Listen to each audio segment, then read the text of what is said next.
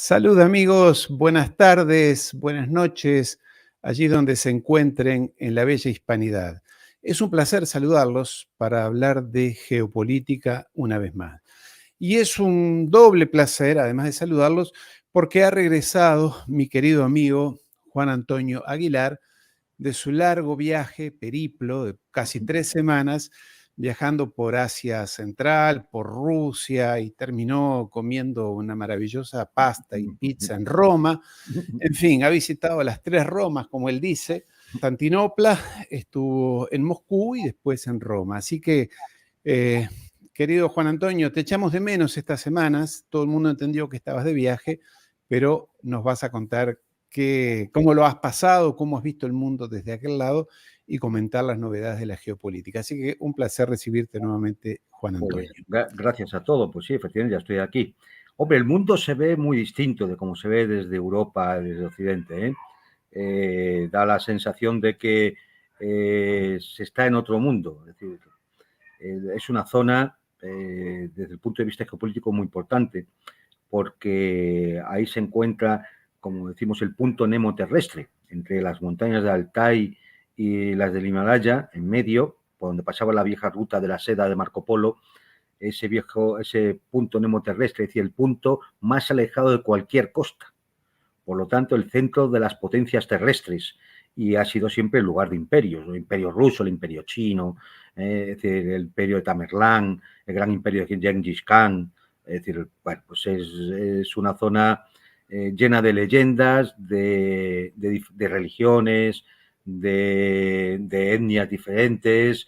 Es un cruce, pues eso, de caminos, un cruce de la vieja ruta de la seda de Marco Polo, de la embajada a Tamerlán, del español Ruiz de Clavijo. Es decir, cualquier cosa que se diga es poco, ¿no? Las montañas de Altai, bueno, pues aquello es inconmensurable. Las grandes llanuras que llevan hacia Mongolia, ¿no? O los bosques interminables de Siberia.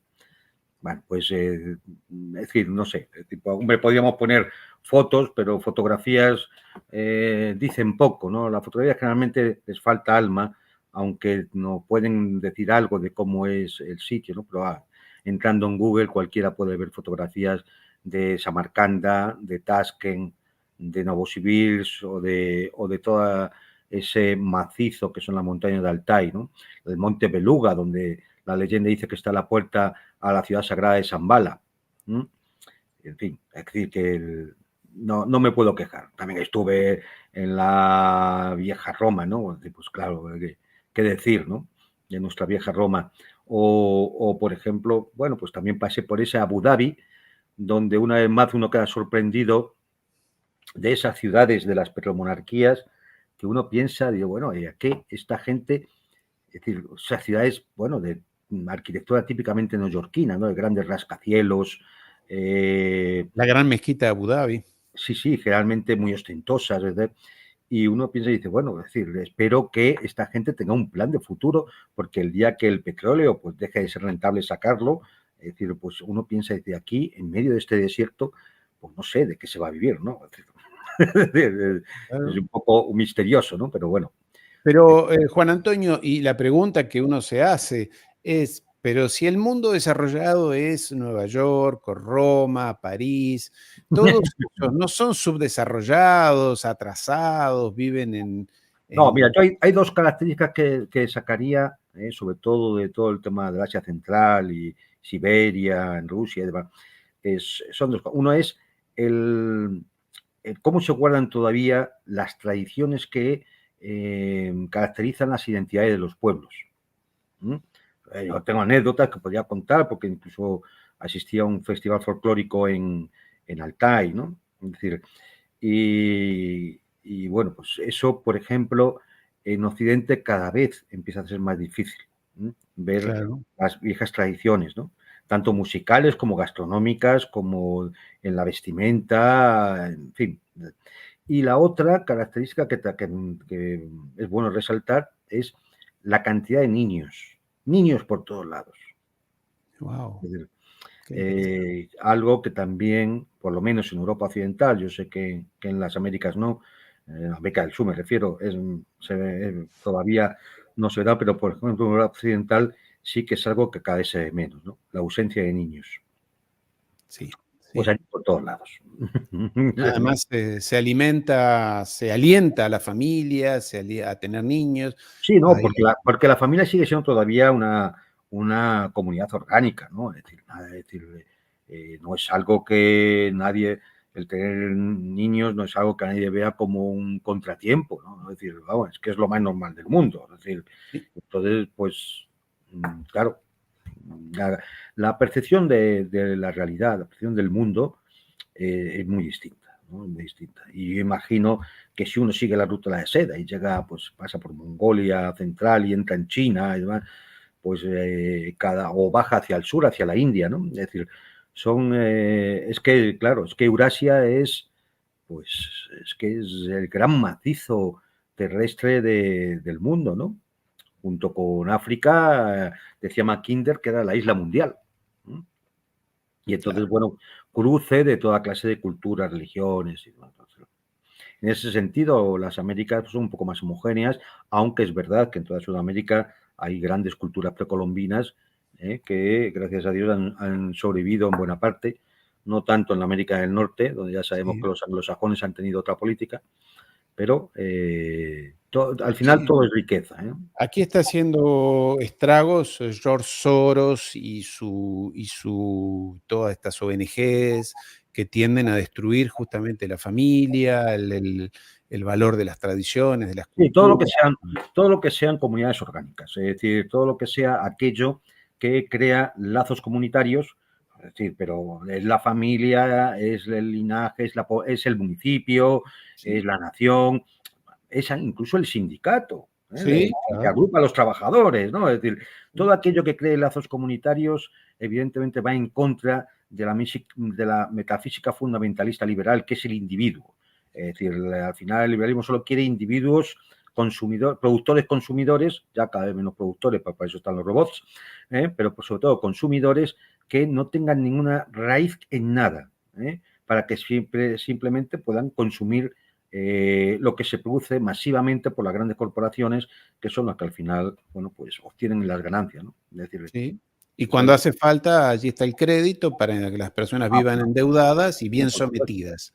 Exactamente, lamentablemente hay que decirlo. Es decir, el crédito, y eso es una cosa que recomiendo, es decir, a ser posible, a ver, a uno hay veces que no le queda más remedio, ¿no? Claro, Que pedir un claro, crédito, pues para cometer un gasto, sobre todo si es un gasto de proyecto de vida, como puede ser una vivienda, ¿no? Es decir, claro.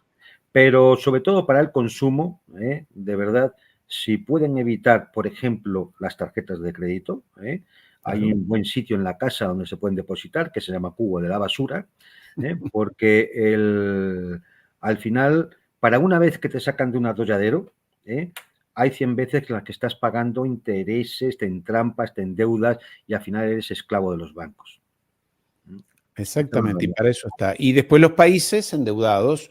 Hoy Es escuchaba, la misma lógica, es exactamente la misma lógica que con las personas, es decir, el que se endeuda acaba siendo esclavo del acreedor, y los países exactamente igual, se endeudan y acaban siendo esclavos del acreedor. hoy escuchaba alguien que fue compañero mío de trabajo, en realidad fue jefe mío en Francia, lo escuchaba por televisión, Jacques Attali, y decía que es un defensor a muerte, lo era, de Macron, fue el inventor de Macron, y decía hoy por televisión, Francia está quebrada, técnicamente Bueno, quebrada el país, ¿no? es que, es decir, 130% de endeudamiento, dijo, pues, no, no hay salida. España tiene un ciento y pico por ciento de endeudamiento, Claro, un 110. Es claro, decir, realmente, como toda la economía neoliberal está basada en un dinero, una moneda que no tiene sustento en nada, pues puede tener sustento en oro, podría tener sustento en materias primas, podría tener sustento en producción, es decir, lo que se produce, pero no tiene sustento en nada, es simplemente un papelajo en el cual todos creemos que vale lo que dice que vale, con el cual funcionamos intercambiándolo como cromos, pensando todos que vale lo que vale, con el cual se especula y se crea dinero de la nada, más dinero de la nada, es decir, sea por la ingeniería financiera, sea por los tipos de interés o cualquier otra herramienta económica que se utilice, y se va creando dinero de la nada, se va creando deuda, se la da a maquinitas, se sacan más cromos, seguimos creyendo que eso sigue teniendo el mismo valor, y al final, claro, ¿qué es lo que hay? Al final está todo sustentado en la nada más absoluta. Con lo cual, el día que todos nos demos cuenta que el rey va desnudo, pues la quiebra será absoluta, claro. Y curioso, curioso. Técnicamente estamos quebrados. Sí, claro, sí. Y tú sabes que siempre lo cito porque el otro día lo hablaba con un amigo en común, Alberto Iturralde, que hablábamos de economía. El gran Iturralde.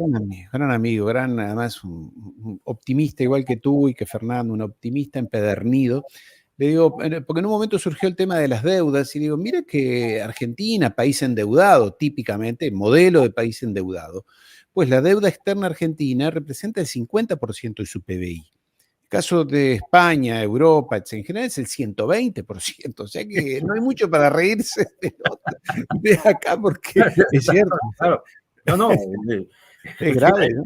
Es decir, esto es una máquina enloquecida, es un tren que va a toda velocidad, y no hay nadie, no hay ningún maquinista en la locomotora, ¿no? Entonces, claro, mientras haya carbón en la caldera para que el tren siga a toda velocidad por la vía, pues esto sigue así, ¿no? Claro, un día se acabará el carbón o se acabará la vía. Yo creo que la vía. Y entonces el desastre va a ser absoluto. Como dice un amigo, estamos en el túnel y al final del túnel se ve una luz. Dice, pero no sé si es la salida o es que viene una locomotora de frente. Perfecto, efectivamente. No sé qué es la luz. No, hay una luz. Es bueno, así. La economía se ha convertido en, me refiero a la economía especulativa de casino, esta que vivimos, ¿no? Porque la economía siempre ha sido una ciencia, además basada mucho en la realidad, porque se trataba de gestionar los recursos escasos, ¿no? Pero esta economía en la cual un recurso, el más importante en el intercambio comercial, que es la economía de casino, que es darle a la maquinita del dinero, es decir, es una economía que realmente obedece a un pensamiento mágico. Sí. Es decir, en el fondo vas a mirar y cuando te das cuenta que parte del PIB de muchos países obedece a la especulación o a la creación de dinero de la nada, a la gestión de la deuda o de darle a la máquina, o incluso el contabilizar actividades que realmente son no solamente improductivas, sino dañinas para la sociedad, como por ejemplo la prostitución, es decir, el día que metan las ganancias del narcotráfico dentro del balance nacional de algunos países, va a ser la leche. Es decir, el crecimiento económico que van a tener. No está resuelto el problema. Claro, ese es el problema. Pero, y tú claro, sabes, es absurdo. querido Juan Antonio, tú sabes lo que está generando estragos, por lo menos en América Latina, no sé, en Europa, está generando estragos a nivel de las drogas más peligrosas, sobre todo entre los jóvenes, es el casino online, las apuestas online. En Europa también, Pero jóvenes de 14 años, te estoy Sí, diciendo, sí. no de jóvenes de 30. En adolescentes, en niños, hay una contaminación de apuestas, o sea, jovencitos que apuestan y otros que venden la apuesta, ¿no? La prueba palpable es, bueno, en España incluso ha habido que legislar sobre el tema Claro. de los menores, para que no tengan control sobre el participar en ese tipo de casinos virtuales Sí, online, sí. online. Es más, la publicidad que es muy grande, porque las ganancias son muchas, ganancias de nada productivo, una vez más. Sí. Y libres de impuesto, ¿no? Bueno, pues toda esa publicidad se tiene que hacer a partir de una hora nocturna para que supuestamente no lo vean los menores. Con lo cual, la publicidad nocturna de los canales de televisión españoles están llenos de anuncios de casinos online. O sea, es una cosa realmente que te das cuenta del punto enfermizo al que se ha llegado en las sociedades occidentales, como para que minutos y minutos y minutos de publicidad televisiva estén dedicados a casinos online, a un juego ridículo, en el fondo, si lo piensas. Porque yo puedo entender que alguien pues, haga una quiniela o un día que vaya, compre un billete de lotería, bueno, pues ya está. No, es un concursito como... Pero claro, al final esto es permanente. Y cuando esto es permanente y estás todos los días jugando, se acaban produciendo un efecto de placer que genera dopamina en el cerebro y te acabas, es como una droga, que acabas teniendo tu mono también cuando no la tienes. Sí, Y sí, acaba creando una dependencia. Y es una auténtica enfermedad, ludopatía, sí, ¿no? Y bueno, sí. pues es una auténtica plaga, una auténtica plaga. Pero lo Pues peor, no, no querido, solo es en América, en Europa también. en Europa también, estoy seguro, sí, En la sí, culta Europa, el jardín también. sí. Pero lo peor es que es una plaga entre jovencitos de 14, 15 años en vez de comprarse la merienda para en el colegio, se guardan el dinero para apostar a algo, porque se apuesta a todo, ¿no? A todo tipo de Sí, sí. cosas. Y otros que venden, ¿no? Que venden las fichas, los sistemas, no sé, no, todavía no lo tengo bien, pero se ha convertido en un problema y que, como tú dices, es de salud pública, porque desarrolla Pero fíjate, neurotransmisores, etcétera. fíjate si será negocio que alguna de estas empresas, generalmente británicas, que se dedican al juego online, a los casinos online, para engancharte, para que empieces a jugar, te regalan dinero. Claro. Dice, los primeros 10 euros o los primeros 10 dólares, o los primeros, Sí, ya te los pongo yo. Ahora, empieza a jugar.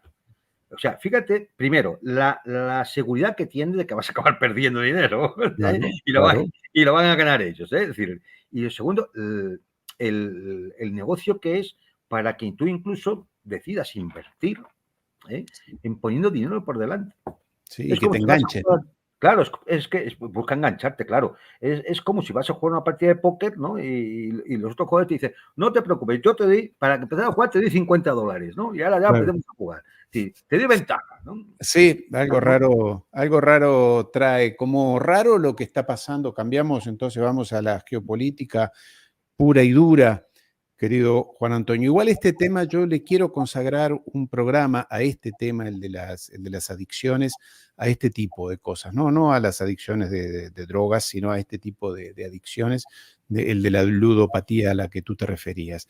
Pero quiero ir al tema de Rusia. En el día de hoy han habido una serie de atentados gravísimos dentro del territorio ruso, allí en Sebastopol, en las playas, que venían misiles, que venían desde Ucrania, aparentemente ya nos dirás tú, desde Odessa, aparentemente, misiles de origen británico y norteamericano, lanzados desde lanzaderas británicas o norteamericanas por técnicos, por instructores británicos o franceses o norteamericanos, con una previa cobertura satelital de drones, identificaciones, etcétera, de inteligencia de origen británico norteamericano, que fueron interceptados por la defensa antiaérea rusa, pero que al explotar en el aire derramaron bombas de racimo, metrallas y mataron gente y demás.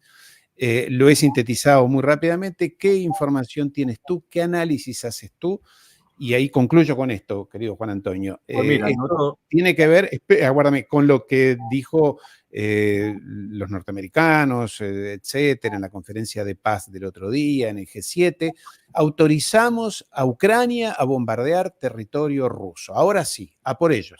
En fin, ¿cómo lo ves tú todo esto, querido Juan Antonio? en primer lugar, no hay que hacer caso mucho a este tipo de declaraciones de autorizamos o no autorizamos. Primero porque llevan atacando territorio ruso desde hace 2 años. Es decir, no. Y con armas occidentales. Ya, esto simplemente es parte de la narrativa de la OTAN de intentar hacernos creer que ellos han sujetado y pueden sujetar al régimen de Kiev y que las armas occidentales no van a ser utilizadas de forma ilegítima, digamos, y cosas por el estilo. Bueno, esto es falso. Es decir, desde hace 2 años se viene, bueno, ¿qué digo? Desde hace 2 años. Desde 2014 se viene bombardeando el Donbass con armamento occidental de la OTAN. Desde que comenzó la operación especial, también se ha bombardeado territorio ruso, sobre todo en la zona fronteriza de Belgorod, Kursk, incluso más al interior, a Krasnodar. Es decir, se ha bombardeado con armamento occidental. es decir, misiles Vampir checos, o otro tipo de drones, por ejemplo, turcos o occidentales, ¿no? Con lo cual, el relato que nos quieren vender es falso. Esa autorización siempre ha existido. Lo que pasa es que al darle misiles con un poco más de distancia, de alcance, digamos, ya de 100 kilómetros, 200 kilómetros, incluso algunos son de 300 kilómetros, pues pueden alcanzar efectivamente más allá del interior de Rusia. Luego hay que entender también que cuando ellos hablan que van a permitir la utilización de armas de occidentales por parte de Kiev para atacar territorio ruso. A ver, territorio ruso ahora mismo también es, aunque no lo reconozcan, la península de Crimea y los territorios de las repúblicas populares del este de Ucrania. Claro, pues como para ellos eso no es territorio ruso, pues no aplica lo de los límites de no utilización de las armas para algo determinado, ¿no? Bueno, todo esto es una narrativa hipócrita, falsa, cínica, para ocultar una realidad. Y la realidad es que el armamento de la OTAN está siendo utilizado para cometer crímenes de guerra porque se ha atacado a población civil tanto en Belgorod como en otras ciudades fronterizas rusas, por supuesto en Donetsk, Lugansk, Orlovka y ciudades de las repúblicas del Donbass, y por supuesto también en Crimea. Y hoy ha sido en Crimea. Es decir, ¿qué ocurre? Bueno, pues se lanzan unos misiles ATCMS, no sabemos cuál sería el objetivo, son interceptados por la defensa antiaérea rusa, pero claro, como la carga que llevan no es la típica carga explosiva con la cual tú intentas destruir un objetivo, sino que la carga que llevan es munición de racimo, es decir, que solo tiene una explicación, que es matar gente. Porque, para el que no esté muy al tanto, una bomba de racimo es un misil, un cohete típico de racimo, es que su carga explosiva no es simplemente un artefacto compacto de X kilos que llega a un objetivo y explota para destruirlo. No, dentro lleva un número determinado, 100, 150, 200, 400 pequeñas bombas que lógicamente no van a hacer daño a ninguna infraestructura. Y el único sentido que tienen es matar gente. Es decir, porque es un arma realmente contra personas. Entonces, claro, tú interceptas estos misiles y, claro, es decir, los destruyes, es decir, en el aire, ¿no? Claro, evitas que puedan alcanzar su objetivo. Pero lo que no puedes evitar es que toda esa carga de pequeñas bombas caigan sobre la vertical, en la parabólica que hace el misil una vez que es interceptado, ¿no? ¿Qué ha ocurrido hoy? Pues que uno de estos ha caído, ha soltado toda su munición de racimo sobre una playa en Sebastopol. Han muerto 5 personas, de ellos 2 son niños, y ha habido creo que 124 era la última cifra de heridos. Vale. Bueno, esto realmente desde el punto de vista militar no tiene justificación ninguna, porque ni afecta al teatro de operaciones militares, ni tampoco es para atacar un objetivo militar o un objetivo, una infraestructura crítica. Es decir, esto no va contra una base aérea, no va contra para destruir un radar, no va para destruir pues una central eléctrica, no, claro, esto es munición de racimo. Ahora viene el momento del rasgado de vestiduras de, bueno, el Occidente, la OTAN, viene a decir que, bueno, que ellos no son responsables de la utilización de ese armamento, que ellos se lo han entregado a Ucrania para su defensa, pero que ellos no lo son responsables. Bien, esto es mentira. Hay que decirlo claramente. Esto es un ataque de la OTAN, con armamento de la OTAN y con víctimas civiles que entra dentro de la categoría de crimen de guerra en el derecho internacional, que es la utilización de bombas de racimo, prohibidas por el derecho internacional. Sí, la han disparado posiblemente ucranianos. Es decir, el que ha dado el botón al misil puede que haya sido un oficial ucraniano al que le han ordenado que tiene que lanzar ese misil. Pero el arma se ha fabricado por un país de la OTAN, se ha entregado por los países de la OTAN, se ha autorizado su utilización por países de la OTAN, bueno, por la OTAN. Y es más, el objetivo ha sido marcado por un dron Global Hawk norteamericano que estuvo rondando durante horas la zona de vigilancia en Crimea para determinar los objetivos. Es decir, que las indicaciones a la batería de lanzamiento de los misiles también ha sido dado por la OTAN. Entonces, sí, podemos culpar al que ha dado al botón. Claro que sí, hombre, pues evidentemente le podemos culpar, pero no es el único culpable y posiblemente ni siquiera el mayor culpable. Es un ataque claramente de la OTAN, es un crimen de guerra de la OTAN.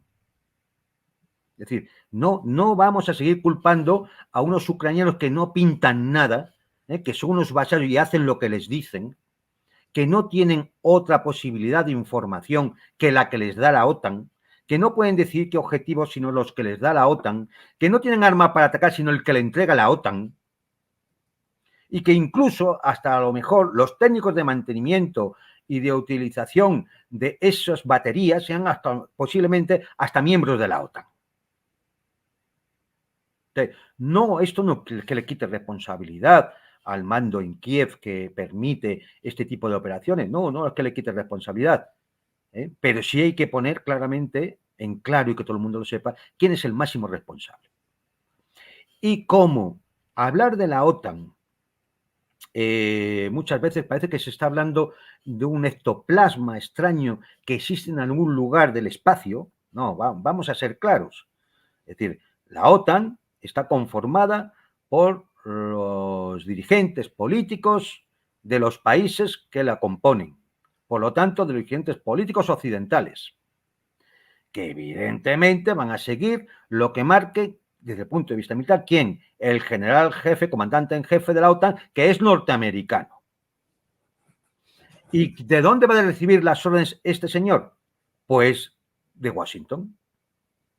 Entonces, cuando escuchemos hablar a los dirigentes políticos occidentales, europeos, canadienses, escuchemos al secretario general de la OTAN o a los burócratas de Bruselas de la Unión Europea, da igual, obviémoslo, no perdamos el tiempo, vayamos a ver qué dicen en Washington, porque es quien manda y los demás lo único que hacen es repetir como papagayos lo que se dice desde Washington. ¿Y quién lo dice en Washington? Lo dicen, lógicamente, los mandatarios de la Casa Blanca, que tampoco es que sean los que mandan, sino simplemente los que llevan a efecto la doctrina que otros elaboran en los think tanks norteamericanos, como el Brookings Institution, la Rand Corporation, el Atlantic Council, etc., que son los voceros del Estado profundo, del establishment, que son los que sí mandan. Entonces, ciudadano que nos escucháis, ¿no? Simplemente con atender a lo que digan estos think tanks norteamericanos y por tanto su prensa y demás, y los altos funcionarios del Departamento de Defensa, el Departamento de Estado norteamericano, ya está. Pueden ahorrarse lo que digan en París, en Madrid, en Berlín, en Roma y en Londres. Se lo pueden ahorrar perfectamente porque solo van a repetir como cacatúas lo que digan allí. Es lo que hace el pobre Stoltenberg, que es un tipo patético, es una parodia de sí mismo, que simplemente pues, dice lo que tiene que decir porque es lo que le manda a decir. No pinta nada, no manda nada, es un don nadie, simplemente es un alto funcionario que cobra muchísimo con lo que nos roban a los demás. Y ya está, es decir, es así de sencillo, y que la gente lo entienda, a lo mejor poniéndolo así de una forma un poco vehemente, ¿no? Sí, es que ahora el Stoltenberg deja el cargo y tendrá una buena pensión, yo me imagino, este hombre. Yo creo que le gana 42.000 le darán euros. otro alto cargo, no te preocupes. Sí, ya irá a algún otro Porque sitio. estos valen para todo. Porque realmente no tienen que hacer nada. Oye, que tienes que decir esto. Entonces da igual. Lo puedes Ay, poner de concejal en un municipio, de secretario general de la OTAN, de ministro de lo que sea, y de presidente de la Unión Europea de Fútbol Aficionado. Les queda lo mismo. claro, claro, o de algún banco seguramente Claro. después de tantos servicios. Juan Antonio, tú estuviste entonces en Rusia. Primero, ¿qué impresión tienes del efecto de las sanciones? ¿Es verdad, como dice Macron, que Rusia está quebrada, está empobrecida, no hay electricidad, la gente tiene hambre, los supermercados están Hombre, vacíos? ¿Es así? mira, por ejemplo, el tema de los supermercados, podía haber hecho fotos, es decir, pero no falta un solo producto occidental. Ahí está vino español. Estoy Por hablando favor. de la República de Altai o en Siberia, que no está precisamente, no es Moscú, precisamente, o San Petersburgo. No hay producto occidental que falte, desde la Nutella para Ay, los niños hasta es decir, bueno, pues es así, ¿no? Al final, quien quiera hacer negocio busca sus rutas comerciales como sea, ¿no? Y si yo quiero venderle vino español a Rusia o vino chileno, por ejemplo, hay muchísimo, ¿no? Pues llega, de alguna forma llega, ¿eh? Porque alguien hace que llegue, porque va a ganar dinero, ¿no? Ya sabemos, por ejemplo, el mito de la salida de las empresas de Rusia. Bueno, hay que decir que de las empresas extranjeras en Rusia solo ha salido el 16%. Y además me he enterado que Coca-Cola, que sacó mucho pecho diciendo que se iba de Rusia, de nuevo ha puesto su solicitud de inscripción por 2 veces para retornar a Rusia. Pero es que es más, me he enterado también que allí hay una Dobricola, que sí. es la Coca-Cola rusa. Bueno, la Coca-Cola rusa se está embotellando en las fábricas de Coca-Cola. O sea, es la Coca-Cola. Es que todo es una tomadura de pelo con la que nos engañan permanentemente. En fin, es decir, lo único que se le puede decir a Macron es que se dé un viaje, que vaya de incógnito, ¿vale? Le harán un pasaporte, ¿no? Y le pondrán otro nombre. ¿vale? Puede ir de incógnito perfectamente a Rusia y ver los supermercados, cómo se vive. Es más, a mí me llamó, por ejemplo, la atención, porque hay una cosa que sí que falta en Rusia, y es mano de obra cualificada. Eso es lo Hace que dice. falta trabajadores. Sí, Y uno puede ver, por ejemplo, en el aeropuerto de Novosibirsk, unos carteles luminosos, grandísimos, solicitando trabajadores para las industrias, poniendo el sueldo y las condiciones laborales. Eso te indica, vamos, aquí en España sería impensable ver que en el aeropuerto de Madrid-Barajas va a haber unos carteles solicitando gente para trabajar. No, vamos, de ninguna manera. Pues aquí, efectivamente, es decir, hay pleno empleo, los salarios, como hay pleno empleo y además hace falta mano de obra, con lo cual hay muchas horas extraordinarias que se cobran, la gente está cobrando más dinero. Esto tiene lógicamente crea una cierta tensión inflacionaria lógica y normal en cualquier economía, pero vamos, ni mucho menos pensar que es que allí se está pasando mal por culpa de las sanciones. Si alguna cosa ha subido de precio y demás, porque hay mayor demanda, no porque claro, falte, no claro. falta nada, no falta nada.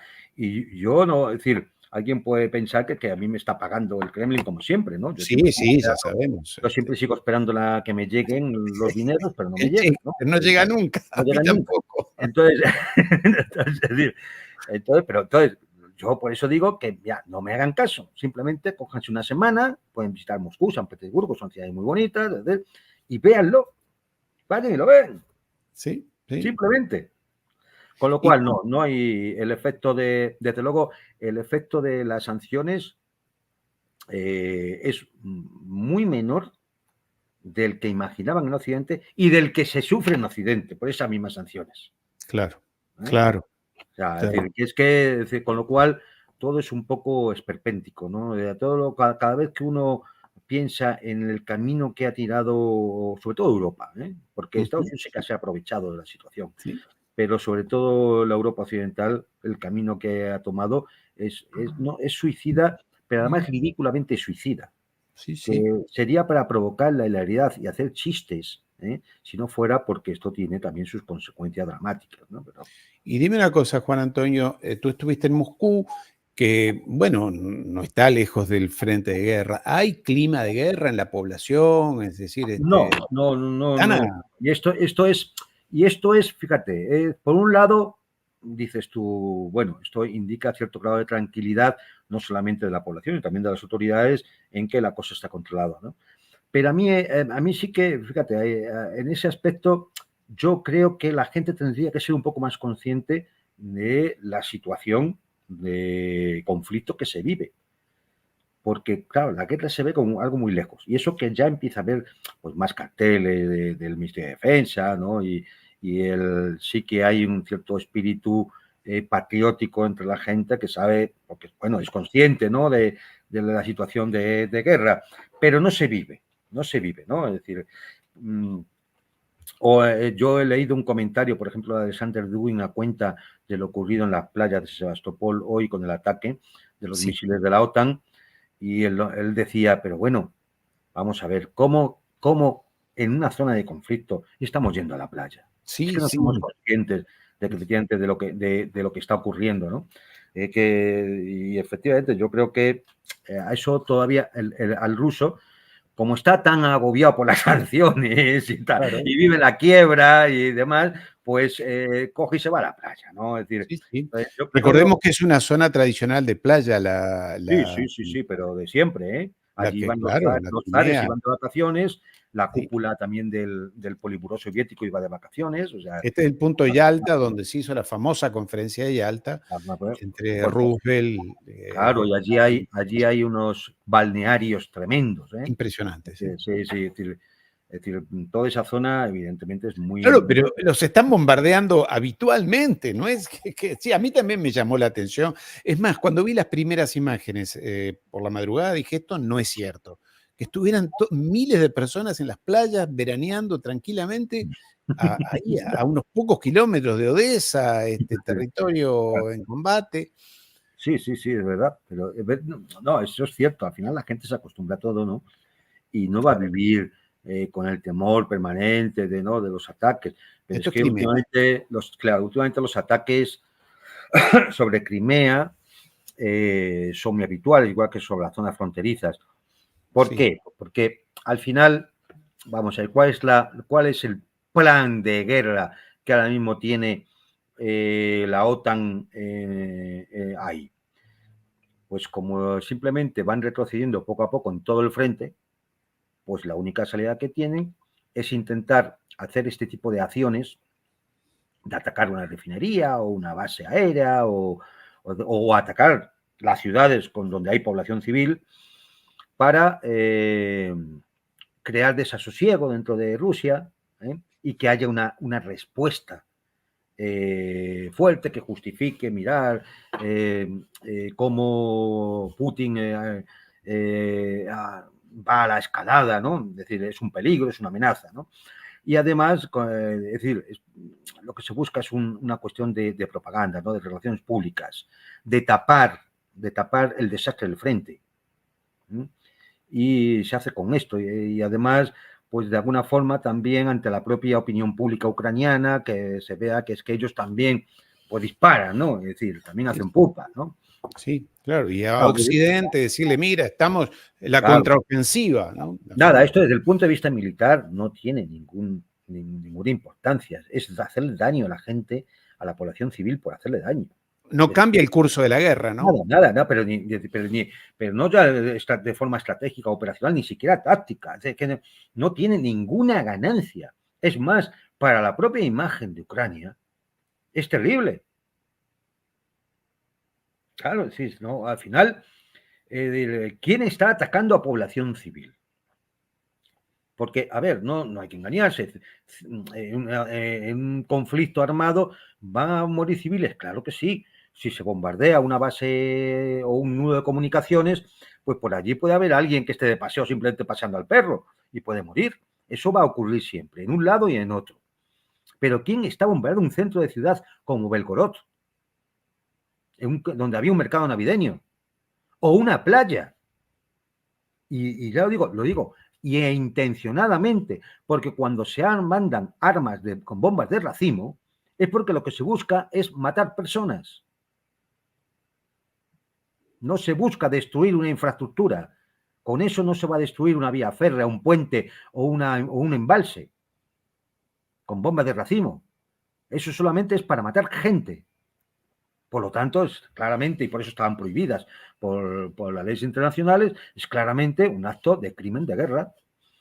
Y evidentemente, uno le puede poner una pistola a un mono, y el mono se pone a disparar, y luego no le podemos echar solo la culpa al mono.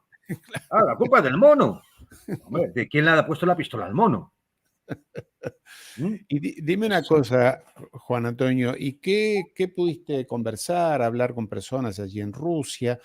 Porque mucha gente dice, bueno, pero esta guerra ya lleva más de 2 años, ¿qué pasa con Rusia que no la define? Con Zelensky, en fin, ¿qué clima percibiste con las personas que yo sé importantes con las que tú has conversado? Que sé que hay contradicciones y hay discusiones. ¿Cómo lo percibes tú desde la cúpula del Kremlin, digamos? A ver, es decir, entre la gente más implicada o con conocimiento y demás, allí, para decirlo muy brevemente, Sí, Putin sigue siendo el moderado. sí. Putin y parte de su equipo son los moderados, los templados, los tranquilos, los que... En algún momento se decía hasta los atlantistas, ¿no? Sí. Son los que bueno, pues tienen la templanza como para ir controlando, ir haciendo lo que desde el punto de vista militar se llama gestión del escalamiento, ¿no? Luego hay otro sector, porque lo que no es un sector pro-occidental de vamos a ver si negociamos con Londres y con Washington, no, ese no existe, ¿eh? Luego está el otro sector. El otro sector es el que quiere tirar para adelante y empezar ya una guerra total. Claro. Que tiene con qué definirlo Rusia, ¿no? Claro, es decir, entonces, bueno, pues cuando muchas veces escuchas algunas expresiones que se hacen, sobre todo en la prensa occidental, que es o ignorante o cómplice del crimen, no hay otra.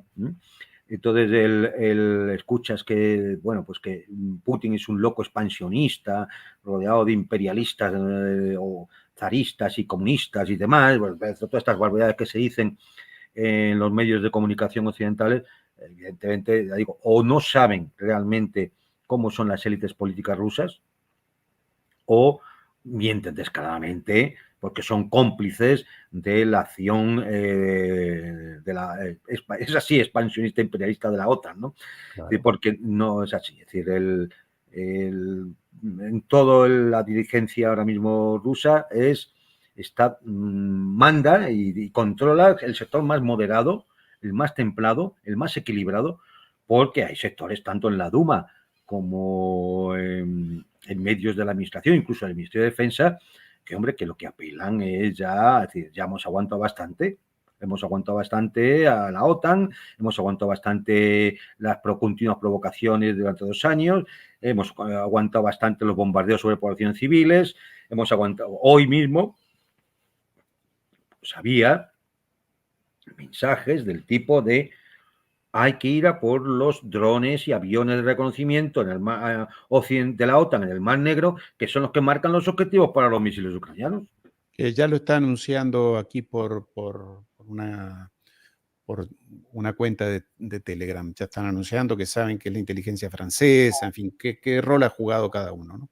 Claro, si es que, es decir, es tan evidente como que se puede seguir, pero se puede seguir, no que lo sigan los satélites rusos, no, es que en el Flight 24, que cualquiera tiene en Internet, puede seguir el vuelo de los aviones de reconocimiento de la OTAN y de los drones espías de la OTAN por el Mar Negro, ver cuándo apagan sus transceptores para que no se les localice, cuándo los vuelven a encender. Es decir, es que está allí, es que lo puede ver cualquiera.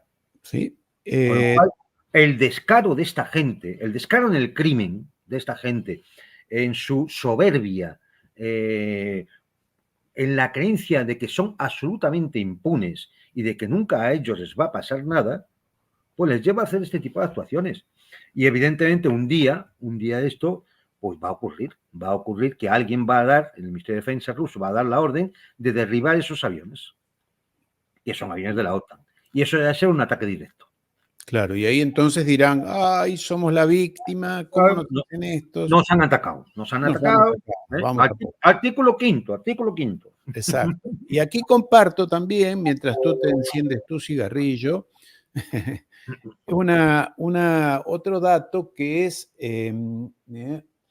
que son ataques a 2 ciudades en Rusia, en el cual hay detenidos ya personas, ataques armados en simultáneos en 2 ciudades de Rusia. Aparte de los misiles, han habido ataques donde se identificaron a tiradores concretamente, incluso uno sobre una sinagoga. Yo no sé por qué cada vez que atacan una sinagoga yo veo manos del Mossad allí, falsa bandera, no sé.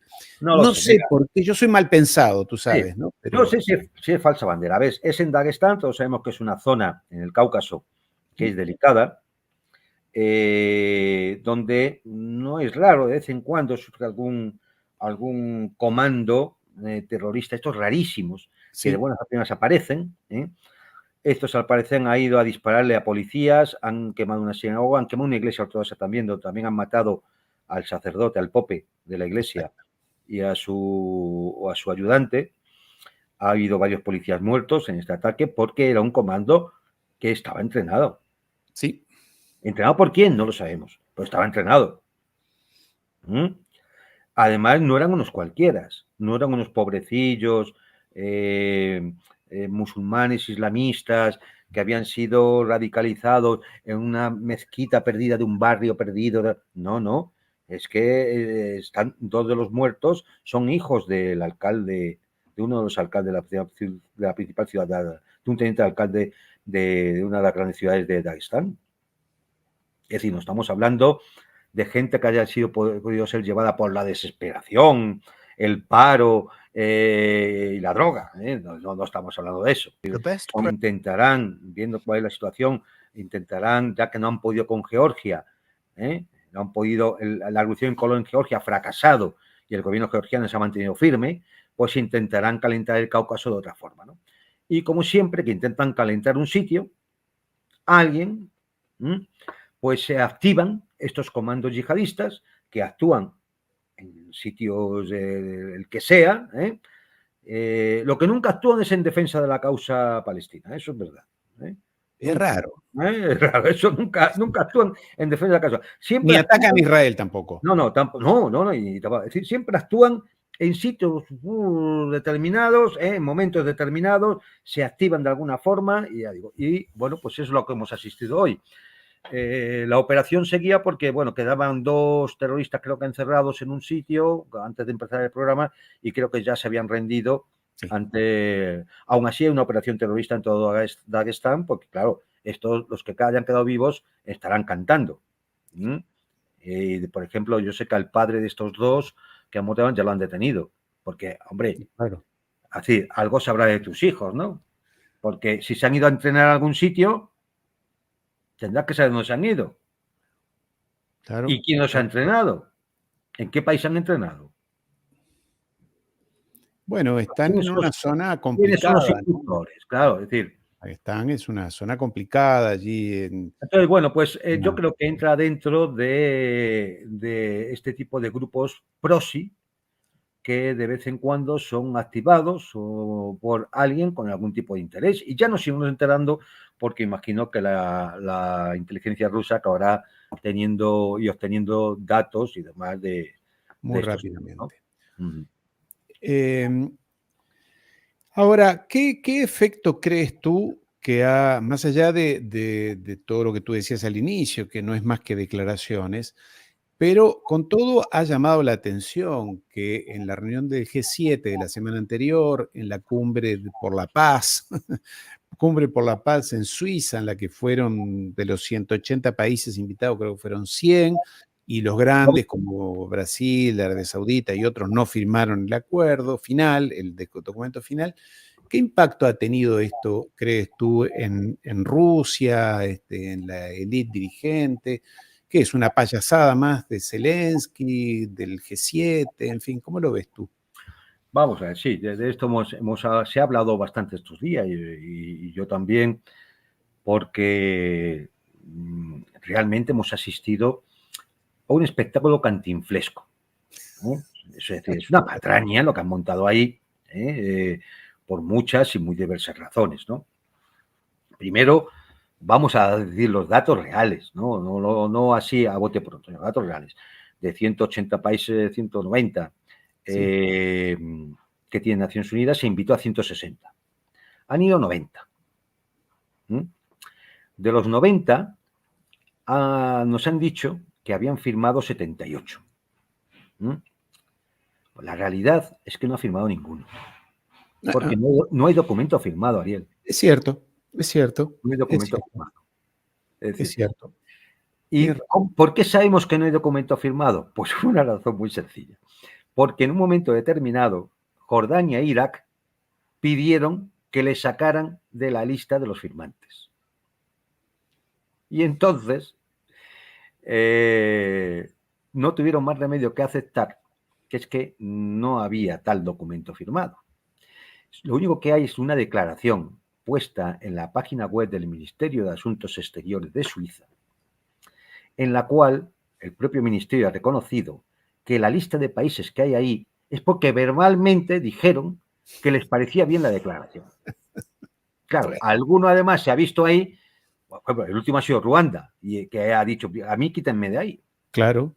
Claro, es decir, no solo Jordania o Irak, es decir, pero no hay tal documento firmado. Esto nos indica el nivel de payasada, de patraña, en la que se convirtió esta denominada conferencia de paz, que ya los propios suizos no lo quieren llamar conferencia de paz. Pues claro, saben que objetivamente, podrán decir lo que quieran, pero objetivamente ha sido un fracaso. Pero era un fracaso anunciado desde el principio. Era un fracaso anunciado, aunque tenía sus objetivos, pero era un fracaso anunciado, ¿por qué? Porque no era creíble. No era creíble que se hiciera en un país que es beligerante. No, Suiza no es neutral. Por mucho que yo le diga la neutralidad, no, Suiza no es neutral. Suiza ha proporcionado armas, financiación, ha congelado activos rusos y, sobre todo, ha impulsado dentro de los organismos internacionales la condena a Rusia. Luego, no es neutral. ¿Cómo va a hacer Suiza una conferencia para iniciar una ruta hacia la paz? Sin un beligerante, ¿no? Sin uno de los beligerantes. Claro, hombre, ya está bien. Es decir, a ver, la neutralidad de Suiza, hay que decirlo, es un poco una leyenda también. Porque si es verdad que se permitió esa neutralidad durante las dos guerras mundiales ocurridas en el siglo XX, pero también por una razón muy simple, porque interesaba a los contendientes por el tema de que Suiza es la cueva de Alí Baba, donde en sus bancos tradicionalmente se ha guardado el dinero desde el crimen organizado y el narcotráfico hasta todas las corruptelas a nivel mundial, incluso el dinero para las operaciones encubiertas. Esto es Suiza. Claro, y los robos que hacían durante la Segunda Guerra Mundial. No pensemos que es que, hombre, Suiza, ese país culto y neutral, que nunca se mete en nada. No, cómplice de muchas cosas. Entonces, claro, esta Suiza es la que iba a organizar la conferencia de paz, ¿no? Luego, no está una de las partes, lo cual lo convierte en un esperpento. Porque si dos que se están pegando y tú los quieres poner de acuerdo y que lleguen a guardar las armas y a darse la mano, y resulta que uno no lo llamas. Y al que va ganando encima. Claro, te das cuenta de lo ridículo que es todo el tema. Pero además, cuando esos dos se sientan, hombre, alguien tiene que hacer de hombre bueno, un intermediario. O sea, uno podía pensar, el secretario general de Naciones Unidas no fue y no firmó. No firmó, entre comillas, eso. Es decir, no sé, ¿quién más? El presidente de la FIFA, el director del Comité Internacional de la Cruz Roja. Alguien, no sé, tendría que haber sido, claro, tendría que haber sido el hombre bueno ahí para intentar acercar las posturas de los dos, ¿no? Bueno, pues tampoco había eso. Luego, la parte que va resulta que es un tipo que no tiene legitimidad política ahora mismo. Claro. Es un señor que ahora mismo es un dictador. En Ucrania el señor Zelensky no tiene legitimidad política. Ahora mismo, dentro de la institucionalidad ucraniana, el único que tiene legitimidad es el presidente de la Rada, de la Asamblea Parlamentaria Ucraniana, no el señor Zelensky. Es decir, la Constitución ucraniana no establece ninguna posibilidad a la ampliación del mandato del presidente, sí del presidente de la Rada, pero no del presidente del gobierno. Por lo tanto, Zelensky es ilegítimo. ¿Quién va a firmar nada con un señor que es ilegítimo y que el siguiente presidente ucraniano que llegue puede decir perfectamente y con toda la razón del mundo, yo eso no lo aplico porque lo ha firmado un tipo que es ilegítimo? Que pasaba por la puerta y firmó. Claro, claro, es que es absurdo, ¿no? Es absurdo. Luego, además, ¿qué es lo que se iba a discutir? El plan de Zelensky. Un disparate en el cual poco menos que lo que se pide es la rendición incondicional de Rusia, que va ganando la guerra. Sí, y que devuelva los territorios, claro. Y que pida perdón. Y además que devuelva los territorios a las fronteras de 1991. ¿Por qué? Porque eran las fronteras delimitadas por la República Socialista Soviética de Ucrania. Es decir, las fronteras administrativas de un régimen que ellos no reconocen, que dicen que es ilegítimo. Entonces, aquí llegamos al absurdo de que para el señor Zelensky la Unión Soviética es ilegítima en todo, menos la división administrativa que favorecía a la República Socialista de Ucrania. Hombre, es que, de verdad, dime tú si no todo es perpéntico, ¿no? Muy pero además, es decir, pero además, una cosa más. Pero Juan Antonio. Simplemente haría una cosa más. Una cosa más. Perdón, adelante. ¿Qué se va a negociar con Ucrania si antes ellos tienen que modificar su propia legislación? Porque el señor Zelensky firmó un decreto que prohibía a Ucrania negociar con Rusia. Es cierto. Es cierto. Antes de ponerte a negociar, tendrás que anular ese decreto y modificar la ley. Si no, tú mismo, cuando te sientes a negociar, te estás poniendo fuera de la ley. Luego, lo que firmes será ilegítimo también. Todo mal hecho. Todo era no sé, pues es una cantinflada. Sí. Una cantinflada. Es decir, entonces, bueno, pues, claro, en Rusia a esto no se le ha hecho el más mínimo caso, pero el más mínimo. Yo creo que no se ni comentado por la gente, es decir, que no se le ha hecho ninguna atención ni nada. Lo único que sí era el objetivo que tenían estos señores es, aparte de la palmadita en la espalda a Zelensky, que sigue sin tener dinero para comprarse un traje, bueno, pues lo único era crear un gran circo mediático en el cual las potencias occidentales, es decir, los que allí fueron, los 50 de Reichstein, más una serie de pobres países, unos con buena voluntad y otros coaccionados para ir, pues que diera la sensación de que están iniciando, de que tienen la intención de ir a la paz. Claro. Por eso, 24 horas antes, en un discurso en el Ministerio de Asuntos Exteriores ruso, Putin anunció unas condiciones para empezar a negociar. A las cuales, antes de comenzar la payasada de Suiza, ya dijeron todos que no. Con lo cual... Además dijo, si están de acuerdo con esto, que es lo mismo que pido siempre, la guerra se termina mañana. Ya está. No exactamente. Empezamos a negociar. O empezamos a negociar. Un alto el fuego, se paran las armas y empezamos a negociar. Y dijeron que no. Y dijeron no, porque con ustedes... Pero al día siguiente se reúnen en la cantinflada, se reúnen a hablar de iniciar una ruta de negociación para la paz. Y lo peor de todo, Ariel, es que nos amenazan con otra conferencia de paz antes del final de año. Lo cual todavía se pueden superar.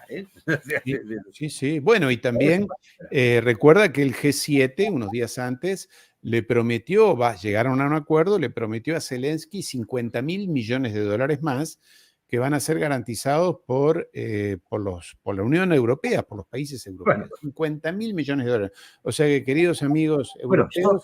Esto merece un comentario, Ariel, porque esto simplemente es otra estafa más. Quiero que lo hagas, por favor. Sí, esto es otra estafa más.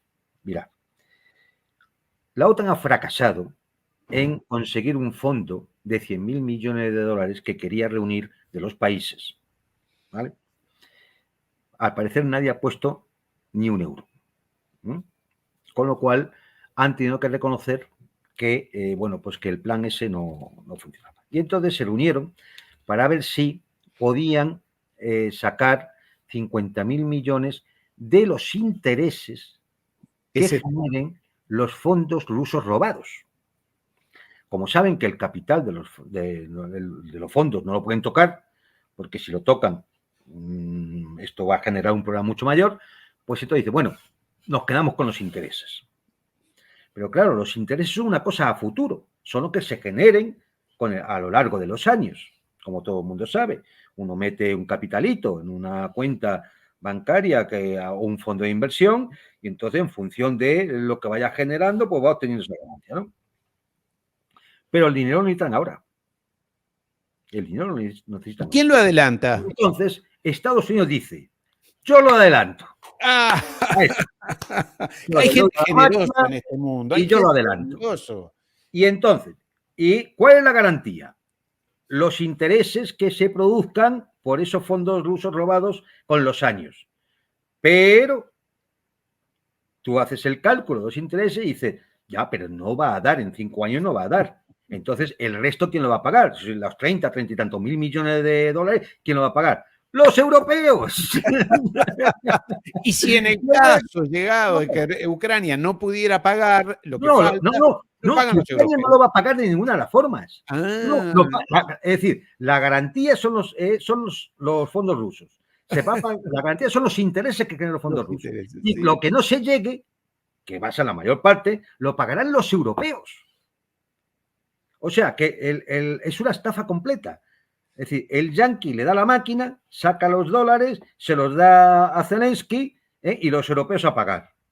Y esto le debe parecer magnífico a todo el mundo. ¿Y los europeos saben eso? ¿Tus vecinos, tus colegas, el compañero que va a tomarte una caña sabe que tiene el ciudadano europeo no sabe que no ha hecho la cuenta de que de los cientos ya entre Estados Unidos, de Norteamérica y la Unión Europea, son más de 300.000 millones de dólares los entregados a Ucrania.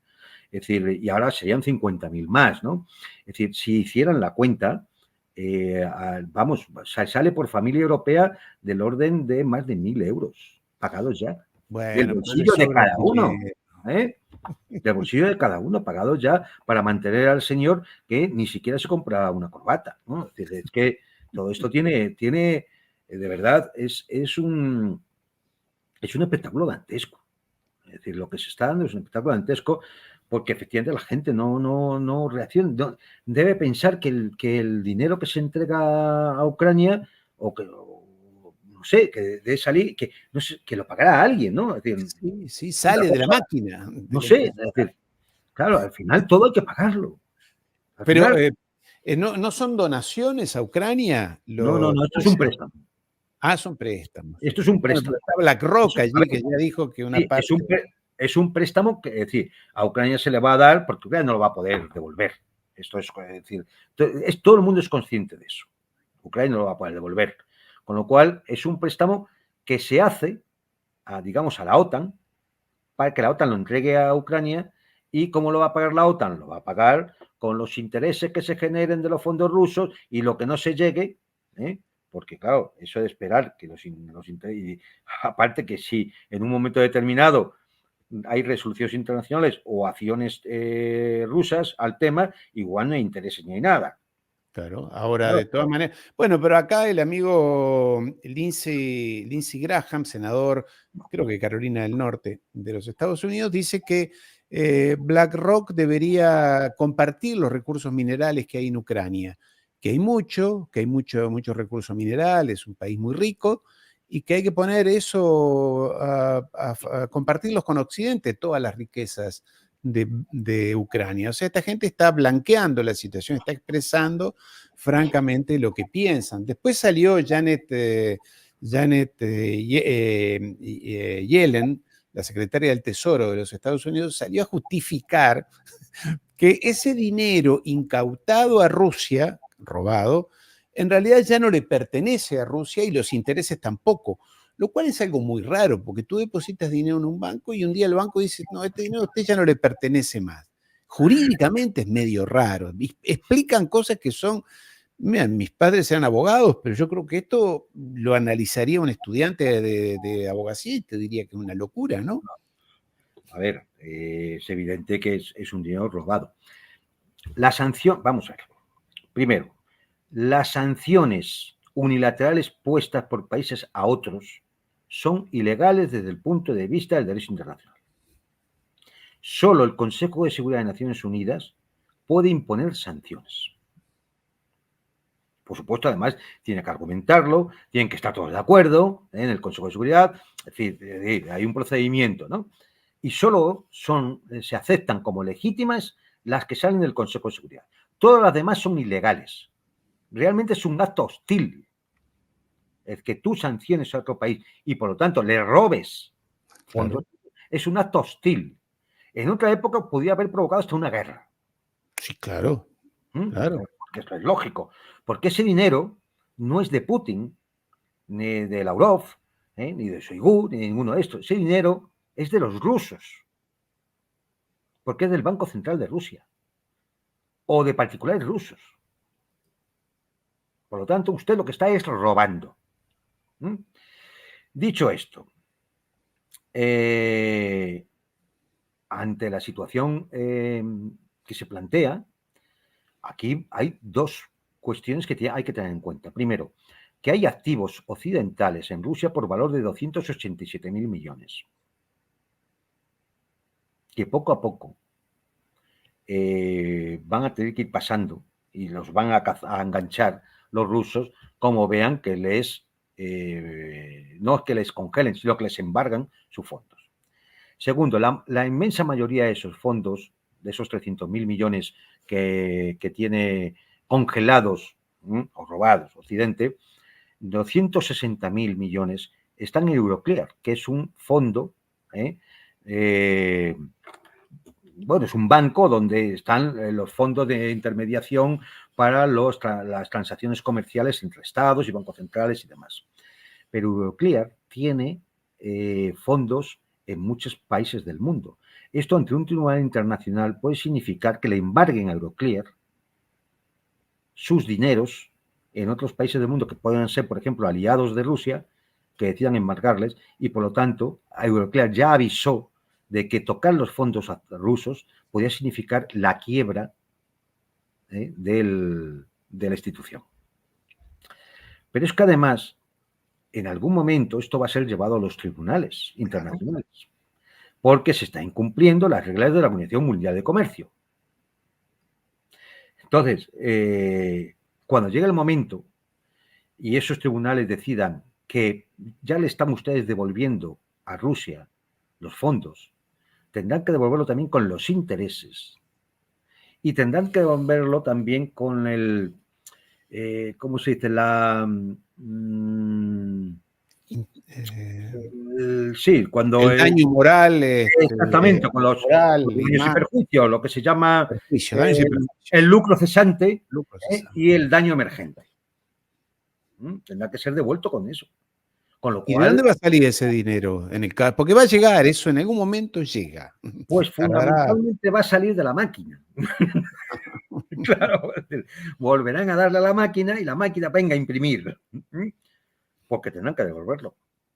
Y una vez que le den a la máquina, ¿quién lo va a pagar? Pues nosotros. ¿Quién lo va a pagar? Nuevamente, pues los europeos y quizá en este caso, bueno, no, ni iba a decir y los norteamericanos, no, porque en Estados Unidos había muy pocos fondos. Sí, el lo 80% está pagarán con la calderilla, lo pagarán, pero los europeos son los que tendrán que pagar. Sí, sí. Con lo cual, es decir, esto, los que han presionado más para el tema de los fondos, pues claro, es Janet Yellen y la administración norteamericana. ¿Por qué? Porque es que en Estados Unidos había muy pocos fondos que congelar. Eran unos pocos miles de millones. Muy poquitos. Casi todo está en Europa. Ya digo, en Euroclear había 260.000, más creo que había 8.000 millones en Suiza, en la neutral Suiza, pues ya tienes casi el total de los fondos. El resto estaba entre Canadá, Australia, Estados Unidos, muy poquito, muy poquito. Con lo cual, de nuevo, serán los europeos, que haciendo una vez más el imbécil, son los que pagaremos la factura de esta bromita. Además, como si con dinero se ganara una guerra, ¿no? Porque No, esta no, por gente supuesto. imprime dinero, manda A ver, misiles, a pero estas no se gana una alturas, guerra. ellos ya saben que la congelación de los fondos, ellos pensaban que esto iba a ser uno de los clavos del ataúd de Putin porque se le iban a revolver la gente y los oligarcas y demás. Pero vamos a ver, si los oligarcas son procedentales, si están en su mayoría en Londres, que a Londres le llamaban Londongrado, se han llevado el dinero de Rusia y alguno ahora, lo que está haciendo es retornándolo a Rusia, pidiendo perdón, a ver si le perdonan todo y retornando a Rusia. Es decir, que esta es la cruda realidad. Juan Antonio, hemos visto impactantes imágenes de camionetas de tránsito, capturando, cazando a ucranianos en diferentes ciudades de Ucrania para enrolarlos de fuerza en el ejército y mandarlos al frente. Y por otro lado, tenemos noticias, dicen, pero sabes que hay muchas malas lenguas, que en Rusia realmente lo que está ocurriendo es lo contrario, es decir, que hay entre 20 y 30.000 jóvenes que se enrolan voluntariamente todos los meses en el ejército ruso para ir a pelear allí a Ucrania. ¿Hay algo de eso o tú ves que la gente está atenta, preocupada, En, jóvenes? en Rusia, lo que sí puedo decir es que conforme a los planes que eran de Shoigu, Ujú. el año pasado se consiguió reclutar para el nuevo distrito militar de Leningrado a 300.000 jóvenes. 300.000. 300.000. Wow, wow. Y en lo que va de año, que es medio año, ya se han reclutado otros 200.000. ¿A la fuerza? No, no, Ah, no, personal por contrato. por No, no, contrato. no. Entonces, eso, que no tiene nada que ver con los chavales que van a hacer la mili, Exacto. que van a hacer el servicio militar obligatorio, pero que esos no van al frente. Es decir, hacen su servicio militar, etcétera, etcétera. No, no, esto es personal contratado, es decir, de decreto profesional. Como si tú y yo vamos mañana, hacemos el contrato y nos alistamos. Con lo cual, si en algún momento se había pasado por la cabeza al Ministerio de Defensa ruso que a lo mejor no para el frente ucraniano, sino por las necesidades de que se aumentaba la frontera con la OTAN 1.000 y pico kilómetros por Finlandia y había que crear un nuevo distrito militar, y entonces se pensaba, igual habría que hacer una nueva movilización para cubrir, no va a hacer falta, no ha hecho falta y no va a hacer falta, ¿vale? Esa es la realidad.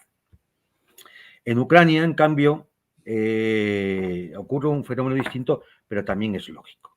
Es decir, al final, la propaganda es decir, con la propaganda se puede engañar a la gente durante un tiempo, mucha gente durante un tiempo, incluso a poca gente durante mucho tiempo, pero lo que no se puede engañar es a todo el mundo todo el tiempo.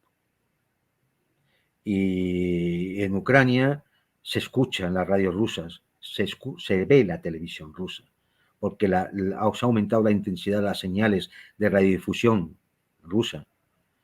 Y la gente empieza a conocer la realidad. Por tanto, digamos, las primeras oleadas de movilización, pues era la gente más aguerrida, más convencida, más ideologizada Claro. por el régimen, pero claro, la gente más, porque sea prorrusa, porque sea más pacifista, porque no quiera ir a combatir, simplemente porque ya no ve sentido, porque sabe que van perdiendo, porque saben que es casi una muerte segura, no quiere alistarse. Y entonces, ante las necesidades simplemente para cubrir las bajas mensuales de las fuerzas ucranianas, son 30.000 al mes las necesarias. Eso para que la tasa de reposición sea cero.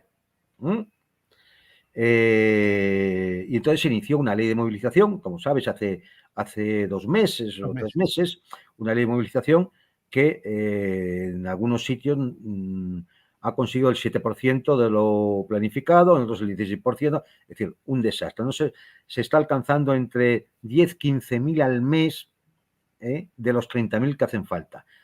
Y esto secuestrando a la gente por la calle. Y gente adulta, muy grande, además. Sí, sí. Es decir, cogiendo a la gente por la calle. Tanto que ya ha empezado a provocar la reacción de los ucranianos que se enfrentan a los comisarios militares, que les queman los vehículos, que han provocado cortes de carreteras. Ha habido salas de hospitales que han tenido que cerrar porque han movilizado al personal.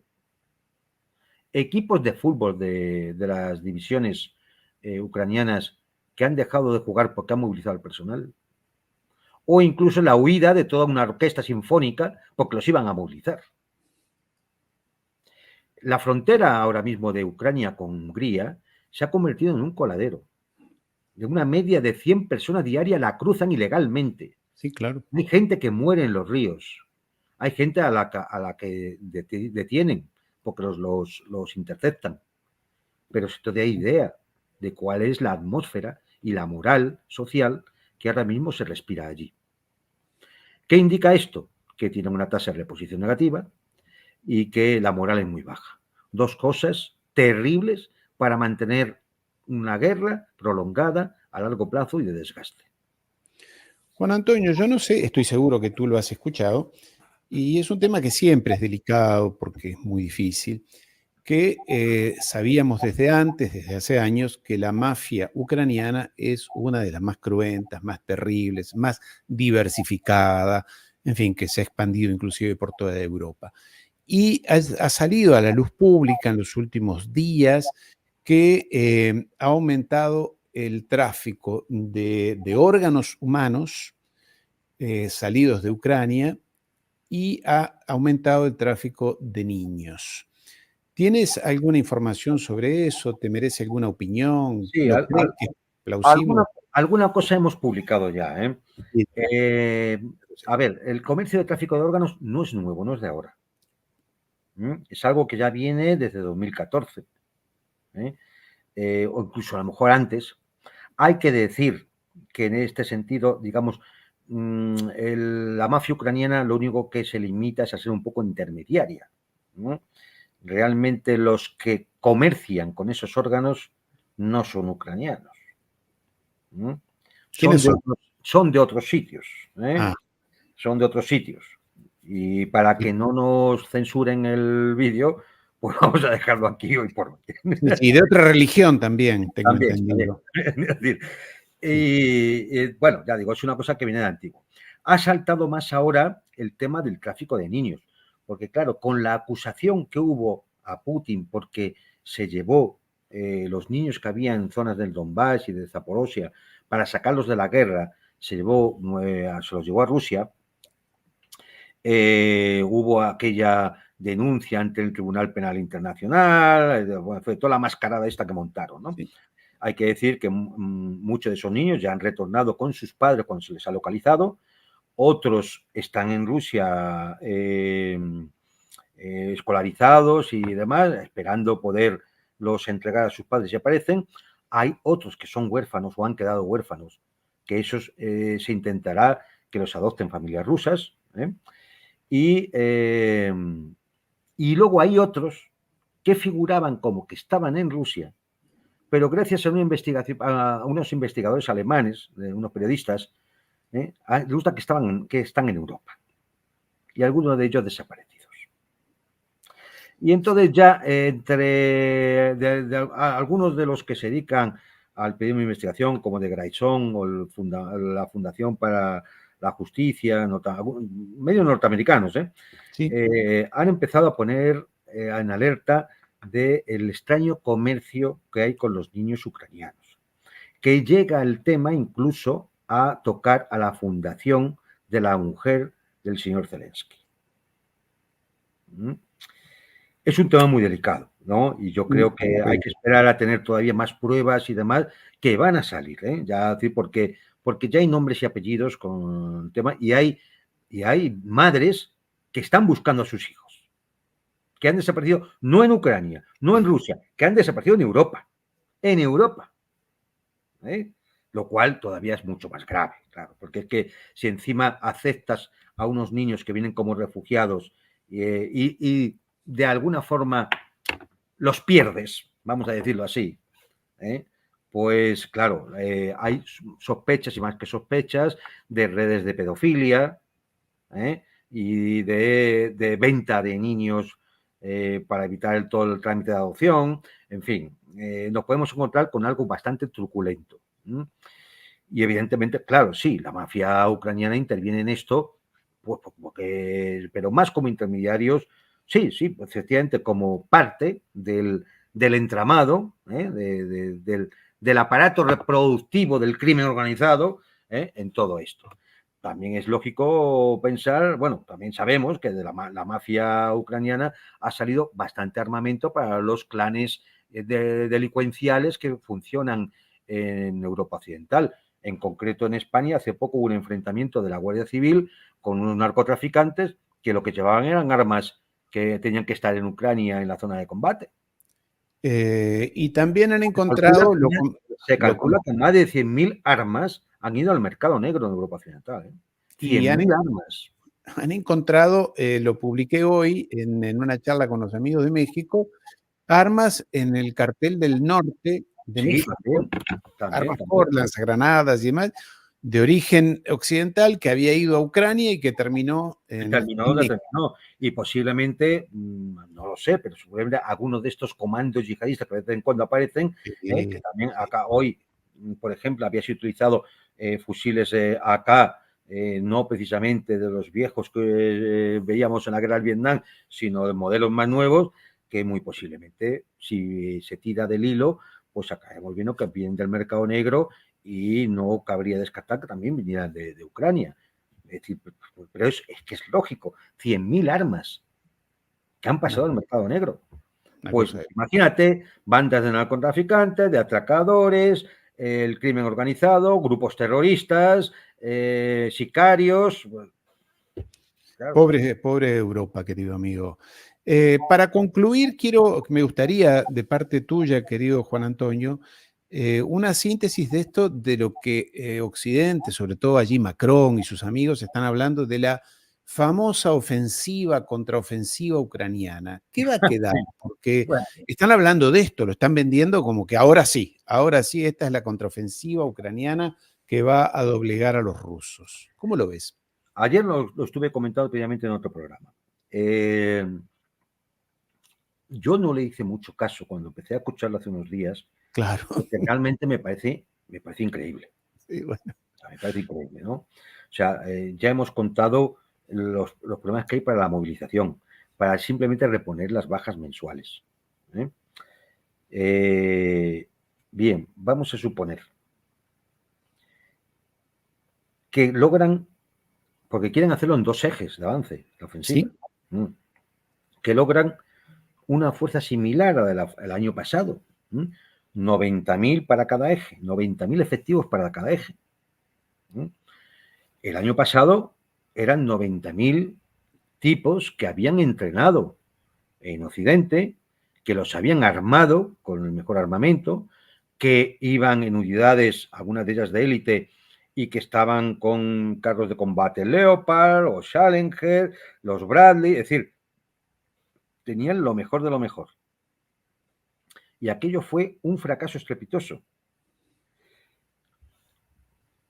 ¿Cómo pueden pensar que ahora mismo, teniendo Rusia la iniciativa estratégica, avanzando en todo el frente, con 300.000 efectivos en la reserva, que no han entrado en combate, que es decir, que se pueden mover en un momento determinado hacia cualquier punto para hacer frente a una ofensiva ucraniana? ¿Cómo pueden pensar que esta vez sí de sí? Cuando tienen peor armamento, peor formación, gente movilizada recientemente, sin experiencia, con cada vez menos oficiales con experiencia. Es que es un año más donde han perdido, que en la ofensiva del año pasado perdieron 110.000 efectivos. Qué barbaridad. Es decir, ¿cómo ahora piensan que van a estar en mejor situación que el pasado año, que el pasado verano, para poder hacer lo que no lograron hacer el pasado año, cuando ahora además el frente ruso está mucho más fortalecido. O sea, a mí me parece increíble, desde el punto de vista militar, me parece increíble. Creo que no se dan las condiciones. Creo que fue también Saluzny quien lo dijo, Sí. el anterior jefe de Estado Mayor ucraniano, que lo único que realmente se podía hacer era hacer una retirada ordenada hacia un punto donde se pudieran levantar unas defensas reales, como por ejemplo el Dnieper, es decir, retirarte a la orilla oeste del Dnieper, y ahí sí organizar una defensa. Porque pensar en una contraofensiva, ¿qué van a hacer? Van a intentar volver a cortar el corredor terrestre, aislar Crimea y llegar a Mariupol. Pero si el año pasado no consiguieron pasar de Rabotino, que estaba a 17 kilómetros, que ya lo han perdido. Es decir, no, ¿y qué piensan? Que ahora sí, ahora van a saltar las líneas Surovikin, ahora ya van a conseguir. ¿Cómo lo van a hacer? Pero si ahora mismo, una vez abierto el frente de Kharkov, estamos hablando de 1.500 kilómetros de frente, para cubrir los agujeros, ¿qué está haciendo el mando ucraniano? Lo único que puede hacer es mover sus pocas reservas a un sitio y a otro, y de un lado para otro, para tapar los agujeros. ¿Qué ocurre? Que si los mando al norte a Kharkov y ahí hago que los rusos se paren, porque les supero ya en potencia, es porque he dejado desguarnecido otra zona y me van a avanzar por esa otra zona. Por eso estaban avanzando esta semana por Toretsk, porque las reservas han ido para el norte. Cuando intenten parar a los rusos en la zona de Toretsk, pues dejarán desguarnecido o Zaporizhia o el norte otra vez, y volverá a haber avances rusos en esa zona. Y así estamos. ¿Y Y tú si crees? mañana se abre un nuevo frente en Sumi, que ya el mando ucraniano dice que no ha detectado movimientos grandes de tropas rusas en la región de Sumi, o esas informaciones de inteligencia que dicen que empieza a haber acumulación de tropas en Bielorrusia en la vertical de Kiev. Claro, es decir, cuanto más frentes abras, más estiras las líneas del frente ucraniano, más tienen que mover sus cada vez menores reservas, y con todo eso así, ¿alguien piensa que se puede organizar una contraofensiva en dos ejes del frente? Yo creo que va a ser otra carnicería. Si se hace, va a ser otra carnicería. Y esto, si se hace, no es porque realmente se piense que va a ser un exitazo, sino simplemente para seguir vendiendo la ilusión, el relato de que nuestra ayuda occidental sirve, y de que es posible que Ucrania resista y que venza a Rusia. Y lo que se está haciendo es de nuevo un gran teatro de relaciones públicas a costa de la sangre de los ucranianos, a costa del dinero de los ciudadanos europeos. Todo para servir a los intereses de la élite de siempre que manda en Bruselas y que manda en Washington. ¿Y tú crees que en esta locura en la que están, en esta borrachera, en esta embriaguez en la que están estos dirigentes europeos, puedan atentar contra centrales nucleares allí en la región? Que se ha mencionado, ¿no? Por lo menos desde Rusia se dice que podría haber un riesgo de que ataquen una central nuclear para generar lo que ya generaron con aquella presa hidroeléctrica, ¿te acuerdas? Hombre, con la de Zaporozhia lo intentan siempre. A las centrales nucleares rusas les cae muy lejos. A ver, ten en cuenta que intentar impactar contra un reactor nuclear para producir una situación de peligro de posible explosión o de que la reacción nuclear sea imparable y no se pueda y se llega a una masa crítica, se produce una explosión tipo Chernobyl o Fukushima, Sí. cosas así. Es decir, los reactores están dentro de unas carcasas de cemento, en unos edificios muy protegidos. Es decir, eso con un dron no lo puedes hacer. Incluso un ataque con misiles tienen que ser misiles muy potentes o bombas de 3.000 kilos como está lanzando ahora Rusia, ¿no? Con lo cual, el riesgo no está ahí. El riesgo es que sí tienes al alcance, la de Zaporizhia sí está al alcance de la artillería ucraniana o de los misiles ucranianos que, de alguna forma, en cantidad, sí pueden hacer un daño real a la central y producir un accidente nuclear. ¿Mm? Ese es el problema que ha habido, no de ahora, no de hoy, no de esta semana, sino desde hace ya muchos meses, de la central nuclear de Zaporozhia, que es la más grande de Europa.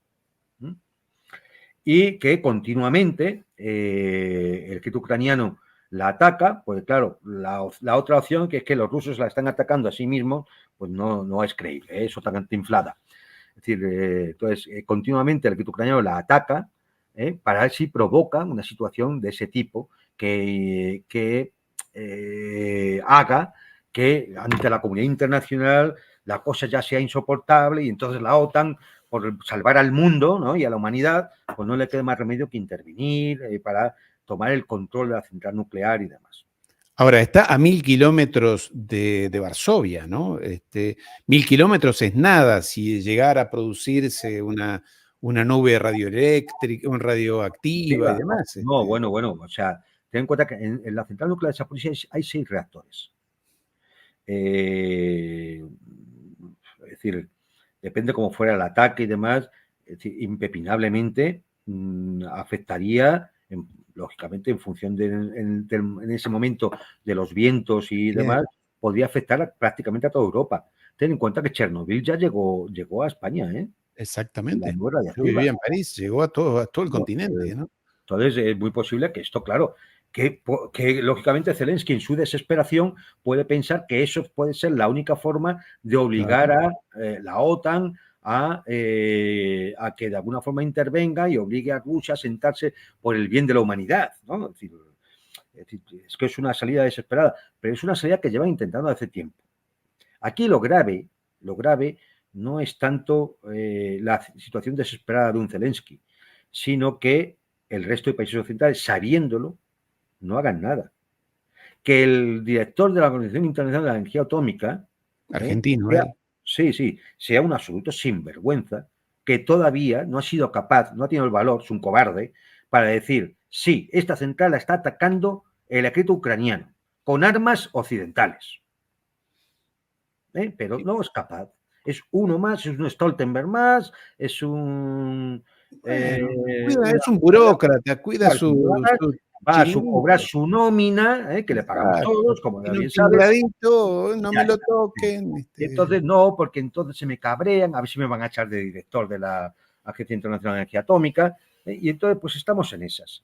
Pero yo creo que salvo el peligro, que no es nuevo, de la central de Zaporozhia, el resto, mira, las centrales nucleares ucranianas están al alcance de las bombas rusas, de los misiles rusos, desde el principio. Claro. En cambio, no se ha atacado a ninguna. Y yo espero que de las centrales rusas están bastante más lejos, ¿no?, pero que tampoco se ha atacado a ninguna porque, vamos, es que provocar un accidente de ese tipo es como lanzar una bomba atómica. Sí, claro, con efectos duraderos y demás. Eso sí que implica una respuesta, implicaría una serie de respuestas, y aparte que yo creo que eso no le convendría ni al propio régimen de Kiev, ni creo que a las potencias occidentales. Lo que pasa es que entre las potencias occidentales, como ya digo, la situación de delirium tremens entre gran parte de su clase política a veces es lo más preocupante de todo. Es decir, no el que sean malos, sino que están locos. Están locos, son unos psicópatas. Entonces, querido Juan Antonio, ya nos hemos pasado de la hora y media de conversación, te hemos sacado bastante jugo de tu experiencia, de tu periplo asiático y ruso. El recordarles a los amigos que hay muchísimos, somos en estos momentos casi 4000 personas en simultáneo, 3000 y pico, que no se olviden de compartir este contenido, que nos ayuden compartiendo este contenido al final del vídeo, donde dice compartir abajo, compartirlo en sus redes sociales, copian el link, el enlace y lo pegan en sus Twitter, en su Facebook, en su Instagram, en sus grupos de WhatsApp. Y darle a los likes, que eso es importante por el tema de cuanto más likes, menos censura intentarán hacer. Exactamente. Entonces, todo eso, pedirles a los amigos que nos han dejado centenares de mensajes y saludos hacia ti, felicidades de reencontrarte de vuelta, muchos amigos, así que despedirte, querido Juan Antonio. El martes próximo va a estar aquí conmigo Santiago de la agencia Eureka News, que se ha especializado en los temas estrictamente militares de este conflicto, cosa que no hemos abordado. Yo no soy especialista, pero él sí va a venir con mapas, con documentos, con todas Muy bien. estas explicaciones técnicas, que a veces son un poco macabras, uno las evita, pero bueno, es importante porque mucha gente quiere saber los detalles de todo esto. Entonces, les sugiero a los amigos que se suscriban acá abajo a YouTube, Geopolítica Ariel Umpierres, para recibir las notificaciones de las próximas comunicaciones, que es lo más fácil. Y a ti, querido Juan Antonio, darte cita para el domingo próximo, si te parece bien. Sí, señor. Aquí ¿O nos vemos. estarás de viaje por algún lado o no? ¿Eh?